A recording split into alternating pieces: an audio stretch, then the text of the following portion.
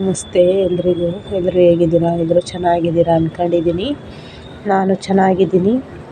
ಅಡುಗೆ ಮಾಡೋಣ ಅಂತ ಬಂದೆ. ನೀರು ಖಾಲಿ ಆಗಿಬಿಟ್ಟಿತ್ತು ಸಿಂಕಲ್ಲಿ. ಓನರ್ ನೀರು ಬಿಟ್ಟಿರಲಿಲ್ಲ. ಹಂಗಾಗಿ ಅವರು ಒಳಗಡೆ ಮೋಟ್ರು ಒಳಗಡೆ ಸ್ವಿಚ್ಚು ನೀರು ಆನ್ ಮಾಡೋದು ಒಳಗಡೆ ಇಟ್ಟೋಗವ್ರೆ. ಹಂಗಾಗಿ ಈಚೆಗಡೆ ಇದ್ದರೆ ನಾವೇ ಆನ್ ಮಾಡ್ಕೊಬೋದು. ಅವರೆಲ್ಲ ಹೋಗವ್ರೆ. ನಾನು ಬೆಳಗ್ಗೆ ಮಧ್ಯಾಹ್ನದಿಂದ ಇರಲಿಲ್ಲ, ಎಲ್ಲ ಹೊರಗಡೆ ಹೋಗಿದ್ದೆ. ಹಂಗಾಗಿ ನೀರು ಬಿಟ್ಟಿಲ್ಲ. ಅದಕ್ಕೇ ನನ್ನ ಮಗ ಬೇರೆ ಹೊಟ್ಟೆ ಹಸಿತೈತೆ ಅಂದ.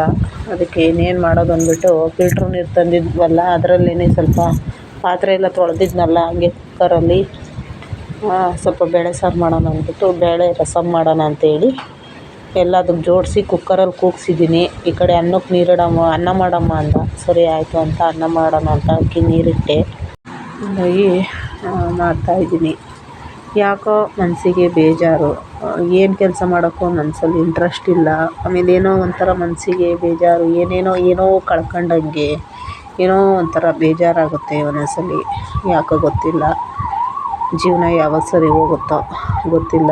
ಜೀವನ ಸರಿ ಹೋಗುತ್ತೋ ಹೆಂಗೋ ಗೊತ್ತಿಲ್ಲ. ಆದರೆ ನಾನು ಮಾಡ್ಕೊಂಡಿರೋ ಕಮಿಟ್ಮೆಂಟ್ಗಳು ತೀರ್ಬಿಟ್ರೆ ಸಾಕಪ್ಪ ನಂಗೆ ಆಗ್ಬಿಟ್ಟೈತೆ. ಎಲ್ಲ ಒಂಥರ ಆಲೋಚನೆಗಳು ತಲೆಗೆ ಬಂದುಬಿಟ್ರೆ ಊಟನೂ ಸೇರಲ್ಲ, ನಿದ್ದೆ ಬರಲ್ಲ, ಏನಿಲ್ಲ. ನಾನು ನೈಟು ಅಷ್ಟೇ ಜಾಸ್ತಿ ಹೊತ್ತು ಮಲಗೋದಿಲ್ಲ. ಎಚ್ಚರಿಕೆ ಆಯಿತು ಅಂದರೆ 1 ಗಂಟೆ 2 ಗಂಟೆಲಿ ಎಚ್ಚರಿಕೆ ಆಯಿತು ಅಂದರೆ ನಿದ್ದೆನೇ ಬರಲ್ಲ.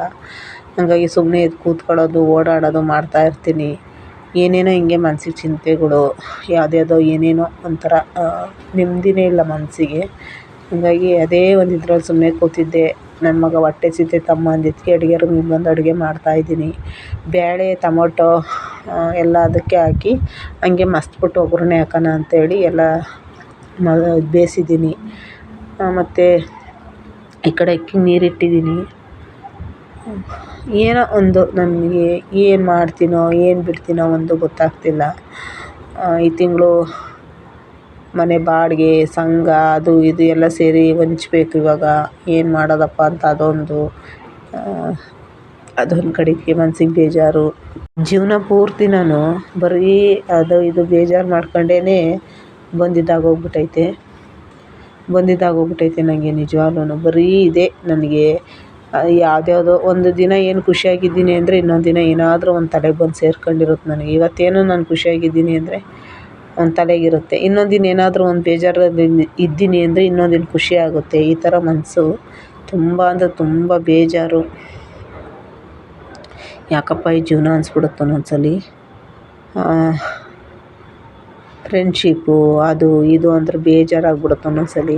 ಅಯ್ಯೋ ಯಾರು ಬೇಡಪ್ಪ, ನಮ್ಮ ಪಾಡಿಗೆ ನಾವು ಬದುಕೋಣ ಅನಿಸುತ್ತೆ. ಏನೇನೋ ಹಿಂಗೆ ಮನಸ್ಸಲ್ಲಿ ಒಂದೊಂದು ಥರ ಆಲೋಚನೆಗಳು, ಏನೇನೋ. ಮನುಷ್ಯ ಹುಟ್ಟಿದ್ದೀವಿ, ಜೀವನ ಪೂರ್ತಿ ಬರೀ ಇದರಲ್ಲೇ ಬಂದ್ಬಿಟ್ಟಿದ್ದೀನಿ. ಏನೇನೋ ಮನಸ್ಸಿಗೆ ತಗೊಳ್ಳೋದು, ಸುಮ್ಮನೆ ಚಿಂತೆ ಮಾಡೋದು. ಚಿಂತೆ ಮಾಡಿ ನನಗೆ ತಲೆನೋವು ಜಾಸ್ತಿ ಆಗೋಗ್ಬಿಟ್ಟೈತೆ ನಿಜವಾಗ್ಲೂ. ಏನೇನೋ ಮನೆಯದು ಅದು ಇದು ಆ ಕಡೆ ಈ ಕಡೆ ಎಲ್ಲ ಒಂಥರ ನೋವು ನಿಜವಾಗ್ಲೂ. ಕೈಲಿ ದುಡಿಮೆ ಇದ್ದರೆ ಯಾವುದೇ ಥರದ್ದು ಇರಲ್ಲ. ಬಟ್ ದುಡಿಮೆ ಇದ್ದರೂ ಒಂದೊಂದ್ಸಲಿ ಮನಸ್ಸಿಗೆ ನೆಮ್ಮದಿ ಇರಲ್ಲ. ದುಡಿಮೆ ಇದ್ದರೂ ನೆಮ್ಮದಿ ಇರ್ತೈತೆ ಅಂತ ಹೇಳೋಕ್ಕಾಗಲ್ಲ. ನೆಮ್ಮದಿ ಇದ್ದರೂ ದುಡಿಮೆ ಇದ್ರೂ ಇಲ್ಲ ಅಂದ್ರೂ ನೆಮ್ಮದಿಯಾಗಿರ್ತೀವಿ. ಒಂದೊಂದ್ಸಲಿ ಹೆಂಗೆ ಜೀವನ ಚೇಂಜ್ ಆಗುತ್ತೋ ಗೊತ್ತಿಲ್ಲ. ಜನ ಹೆಂಗೆ ಚೇಂಜ್ ಆಗ್ತಾರೋ, ಜೀವನ ಹೆಂಗೆ ಚೇಂಜ್ ಆಗುತ್ತೋ ಒಂದು ಗೊತ್ತಿಲ್ಲ. ಈಗ ಮಾತಾಡ್ಸೋರು ಇನ್ನೊಂದು ಗಂಟೆಗೆ ಮಾತಾಡಲ್ಲ. ಇವತ್ತು 3 ದಿನ ಚೆನ್ನಾಗಿದ್ರೆ 6 ದಿನ ಚೆನ್ನಾಗಿರಲ್ಲ. ಈ ಥರ ಜನ ಏನು ಮಾಡೋಕ್ಕಾಗಲ್ಲ. ಏನೇನೋ ಹಿಂಗೆ ಮನಸ್ಸಿಗೆ ಒಂಥರ ಏನು ಮಾಡೋದೋ ಏನೋ ಗೊತ್ತಾಗ್ತಿಲ್ಲ. ಹಾಗಾಗಿ ಸುಮ್ಮನೆ ಹಿಂಗೆ ಏನೇನೋ ಆಲೋಚನೆಗಳು ತಲೆಗೆ ತಗೊಂಬಿಟ್ರೆ ನಿಜವಾಗ್ಲೂ ಇದೆಲ್ಲ ನಾನು ಏನಕ್ಕೆ ಹೇಳ್ತಿದ್ದೀನಿ ಅಂದರೆ ನನ್ನ ಮನಸ್ಸು ಹಂಗಾಗೋಗ್ಬಿಟ್ಟೈತೆ ನಿಜವಾಗ್ಲೂ. ಒಂದು ವಾರ 10 ದಿನ ಆಯಿತು. 10 ದಿನದಿಂದ ನಾನಾಗಿಲ್ಲ. ಅಲ್ಲಿ ಓಡಾಡಿದ್ದೀನಿ, ಬಂದಿದ್ದೀನಿ. ಅಷ್ಟು ಬಿಟ್ಟರೆ ನಾನಾಗಿಲ್ಲ ಅಷ್ಟೇ. ಏನೋ ಒಂಥರ ಚಿಂತೆಗಳು. ಹಾಗಾಗಿ ಸಾಂಬಾರೆಲ್ಲ ಮಸಿತಾ ಇದ್ದೀನಿ. ಬೇಳೆ ಸಾರು ಮಾಡೋಕ್ಕೆ ಬೇಳೆ ಟೊಮಟೆ ಹಣ್ಣು ಹಂಗೆ ಮಸ್ತ್ಬಿಟ್ಟು ಒಗ್ಗರಣೆ ಹಾಕೋಣ ಅಂದ್ಬಿಟ್ಟು ತಿಳಿ ಸಾರು ಥರ ಚೆನ್ನಾಗಿರುತ್ತೆ ಅದೂ. ಅದಕ್ಕೆ ಒಗ್ಗರಣೆ ಹಾಕ್ಕೊಂಡೆ. ಇದ್ರಲ್ಲಿ ಮಾಡಿದ್ರೆ ನನಗೆ ತಪ್ಪಲೆಯಲ್ಲಿ ಸ್ವಲ್ಪ ಸಾಂಬಾರು ಚೆನ್ನಾಗಿರುತ್ತೆ. ಇವಾಗ ದಬ್ರಿಗೆಲ್ಲಿ ಮಾಡಿದ್ರೆ ಮತ್ತೆ ಬೆಳಗ್ಗೆಗೆ ಅನ್ನ ಮಾಡೋಕ್ಕೆಲ್ಲ ದಬ್ರಿಗೆ ಬೇಕು. ಅದಕ್ಕೇ ಹಾಗಾಗಿ ತಲೆ ಬೇರೆ ನೋಯ್ತಾಯಿದೆ ನನಗೆ. ನಿನ್ನೆ ಮೊನ್ನೆ ಸ್ವಲ್ಪ ತಲೆ ಸ್ನಾನ ಮಾಡಿದ್ರೆ 2 ದಿವಸ ತಲೆ ಸ್ನಾನ ಮಾಡಿದೆ ಅಂದರೆ ತಲೆನೋವು ಶುರುವಾಗ್ಬಿಡ್ತೈತೆ. ಆಮೇಲೆ ಹಿಂಗೆ ಏನೇನೋ ಅಂತ ಒಗ್ಗರಣೆ ಎಲ್ಲ ಹಾಕಿದ್ದೀನಿ.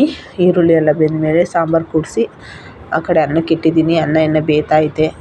ಮುದ್ದೆ ಮಾಡಬೇಕು. ಮುದ್ದೆ ಮಾಡ್ಕೊಳ್ಳೋಣ ಅಂತಂದರೆ 3 ದಿವಸ ಆಗಿತ್ತು ನಾನು ಮುದ್ದೆ ಮಾಡಿರಲಿಲ್ಲ. ಇವತ್ತೊಂದು ಸ್ವಲ್ಪ ಮುದ್ದೆ ತಿನ್ನೋಣ ಅಂತ ಎಲ್ಲ ಒಂದು ಕೆಲಸ ಹೇಳವ್ರೆ. ಯಾರೋ ಫೋನ್ ಮಾಡಿದ್ರು, ಅವರೇ ಫೋನ್ ಮಾಡಿದ್ರು ಕೆಲ್ಸಕ್ಕೆ ಬರ್ರಿ ಅಂತ. ನಿನ್ನೆ ದಿವಸನೇ ಫೋನ್ ಮಾಡಿದರು. ನಾನು ನಾಳೆ ಬರ್ತೀನಿ ಅಂತ, ಇವತ್ತು ಬರ್ತೀನಿ ಅಂತ ಹೇಳಿದ್ದೆ. ಬಟ್ ಹೋಗೋಕ್ಕಾಗಲಿಲ್ಲ. ನಿನ್ನೆನೂ ಹೋಗಲಿಲ್ಲ, ಇವತ್ತು ಹೋಗಲಿಲ್ಲ. ಅದಕ್ಕೆ ನಾಳೆ ಹೋಗ್ಬಿಟ್ಟು ಬರಬೇಕು. ಹೋಗ್ಬಿಟ್ಟು ಅಲ್ಲಿ ಏನು ಕೆಲಸ ಅಂತೆಲ್ಲ ನೋಡ್ಕೊಂಡು ಬರಬೇಕು. ಯಾಕಂದರೆ ನಾನು ಫಸ್ಟ್ ಅವತ್ತೇ ಒಂದ್ಸಲ ಅಲ್ಲಿ ಮಾಡಿದ್ದೆ ಕೆಲಸ. ಒಂದು ದಿವಸ ಮಾಡಿದ್ದೆ ಅಷ್ಟೇ, ಜಾಸ್ತಿ ದಿವಸ ಮಾಡಿರಲಿಲ್ಲ. ಹಾಗಾಗಿ ಅಲ್ಲಿಗೆ ಹೋಗ್ಬಿಟ್ಟು ಬರೋಣ, ನೋಡೋಣ ಏನು ಹೇಳ್ತಾರೆ ಅಂತ. ನಾಳೆ ಹೋಗೋಣ ಅಂದ್ಕೊಂಡಿದ್ದೀನಿ. ನೋಡೋಣ, ನನಗೆ ಸೆಟ್ ಆದರೆ ನಾನು ಮಾಡ್ತೀನಿ ಅಲ್ಲೇ ಕೆಲಸ. ಹಾಗಾಗಿ ಹೋಗಬೇಕು. ಯಾಕಂದರೆ ಸೆಟ್ ಆಗಬೇಕು ನಮಗೆ. ಯಾಕಂದರೆ ಮನೇಲಿ ನಡೆಯಲ್ಲ. ನಾವೇ ಸೆಟ್ ಮಾಡ್ಕೊಂಬಿಡ್ಬೇಕು ಕೆಲಸನ. ಹಾಗಾಗಿ ನಾಳೆ ಹೋಗಬೇಕು. ಇದೊಂದು ನನಗೆ ಕೆಲಸದ್ದೊಂದು. ನಾಳೆ ಹೋದ ತಕ್ಷಣ ನಾಳೆಗೆ ಹೋದರೆ ಅದೊಂದು ಕೆಲಸದೊಂದು ಬಗೆಹರಿದ್ರೆ ಹೆಂಗೋ ಜೀವನ ಮಾಡ್ಕೊಂಡು ಹೋಗ್ತಾ ಇರೋದು. ಯಾರ ಬಗ್ಗೆನೂ ತಲೆ ಕೆಡಿಸ್ಕೊಳ್ದಂಗೆ, ಯಾರ ಬಗ್ಗೆನೂ ಚಿಂತೆ ಮಾಡ್ದಂಗೆ ನಾನಾಯಿತು, ನನ್ನ ಕೆಲಸ ಆಯಿತು, ನನ್ನ ಮಗ ಆಯಿತು, ನಮ್ಮ ಜೀವನ ಆಯಿತು ಅನ್ನೋ ಥರ ಬದುಕ್ಬಿಟ್ರೆ ಸಾಕು. ನಮಗಿನ್ನೇನಿಲ್ಲ.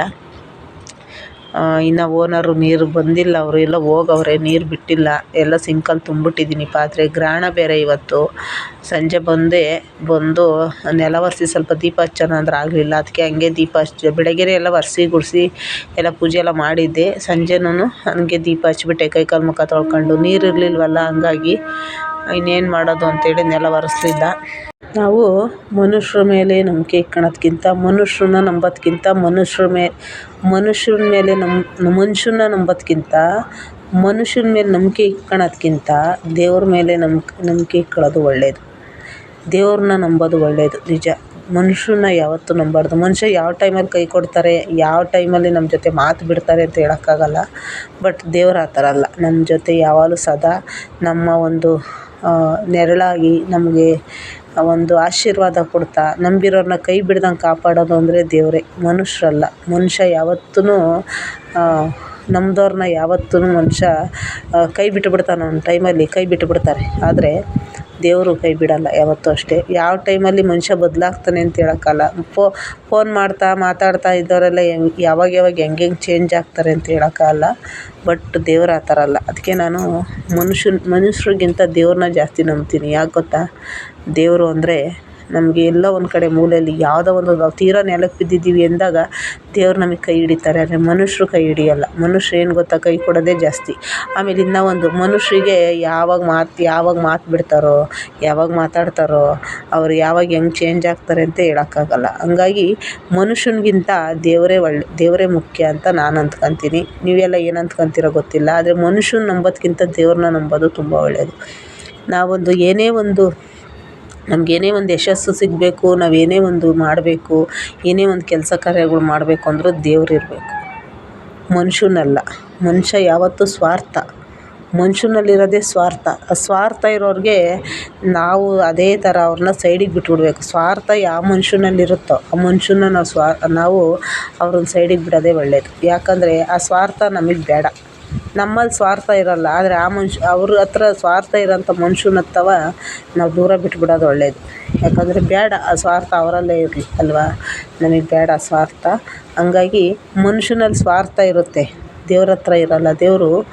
ಅದಕ್ಕೆ ಪರಮಾತ್ಮ ಯಾವತ್ತೂ ತಾಯಿ ಚಾಮುಂಡೇಶ್ವರಿ ಆಗಿರ್ಬೋದು, ಪರಮಾತ್ಮ ಯಾರೇ ದೇವರು ಯಾವುದೇ ಒಂದು ಕಷ್ಟ ಕಾಲದಲ್ಲಾಗಿರ್ಬೋದು, ಏನೇ ಒಂದು ಆಗಿರ್ಬೋದು, ಕೈ ಹಿಡಿಯೋದು ದೇವರೇನೆ, ಮನುಷ್ಯ ಅಲ್ಲ. ಮನುಷ್ಯನ ಯಾವತ್ತೂ ನಾವು ನಂಬಬಾರ್ದು. ಮನುಷ್ಯರಿಗೆ ಯಾವತ್ತೂ ನಾವು ನಂಬೋಕ್ಕೆ ಹೋಗಬಾರ್ದು. ಮನುಷ್ಯನ ನಂಬಿದಷ್ಟು ನಮಗೆ ನೋವು. ಅದೇ ದೇವ್ರನ್ನ ನಂಬಿದ್ರೆ ನಮ್ಗೆ ಯಾವತ್ತೂ ನೋವಿರಲ್ಲ. ಹಾಗಾಗಿ ಇದನ್ನು ಇಷ್ಟು ಹೇಳಬೇಕು ಇಷ್ಟು ಹೇಳ್ತಾ ಇದ್ದೀನಿ. ಯಾಕೋ ನನಗೆ ಒಂಥರ ಆಯಿತು. ಮುದ್ದೆ ರೆಡಿ ಆಯಿತು. ಈಗ ಊಟ ಮಾಡಬೇಕು. ಬನ್ನಿ ಎಲ್ಲರೂ ರಾಗಿ ಮುದ್ದೆ ಊಟ ಮಾಡೋಣ. ನಾನು 3 ದಿವಸ ಆಗಿತ್ತು ರಾಗಿ ಮುದ್ದೆ ಊಟ ಮಾಡಿರಲಿಲ್ಲ, ಹಂಗಾಗಿ ಇವತ್ತು ಮಾಡ್ತಾಯಿದ್ದೀನಿ. ಬಾಣಲೆಯಲ್ಲೇ ರೂಢಿ ಆಗಿಬಿಡ್ತು ನನಗೆ ಮುದ್ದೆ ಮಾಡಿ, ಹಂಗಾಗಿ ಮಾಡಿದೆ. ಮುದ್ದೆ ಎಲ್ಲ ಆಯಿತು. 2 ಮುದ್ದೆ ಆಗೈತೆ ಇವತ್ತು. 2 ಮುದ್ದೆ ಕರೆಕ್ಟಾಗಿ ಮಾಡಿದ್ದೀನಿ. ಚಿಕ್ಕದಾಗೆ ಕಟ್ತೀನಿ ಮುದ್ದೆ, ನಾನೇನು ದಪ್ಪನಾಗಿ ಕಟ್ಟಲ್ಲ. ಯಾಕಂದರೆ ದಪ್ಪನಾಗಿ ಮುದ್ದೆ ಕಟ್ಟಬಾರ್ದು, ಮನೇಲಿ ದರಿದ್ರ ಅಂತ ಹೇಳ್ತಾರೆ. ಅದಕ್ಕೋಸ್ಕರ ಸ್ವಲ್ಪ ನನ್ನ ಕೈ ಅಳತೆಗೆ ನಾನು ಕಟ್ತೀನಿ ಮುದ್ದೆನ. ಯಾರೆಲ್ಲ ನನ್ನ ವೀಡಿಯೋ ನೋಡ್ತೀರಾ ನಿಮಗೆಲ್ಲ ಧನ್ಯವಾದ.